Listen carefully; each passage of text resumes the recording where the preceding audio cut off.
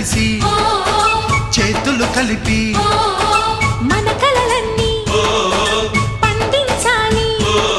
ఒక చోట పుట్టని కోడళ్ళు అయ్యారు అమ్మకే కూతుళ్ళు. త్వరలోని ముద్దుగా పుడతారు ఈ తాత పోలికల మనవళ్ళు. ఈ సంతోషాలు సరదాలే మా పండుగలు.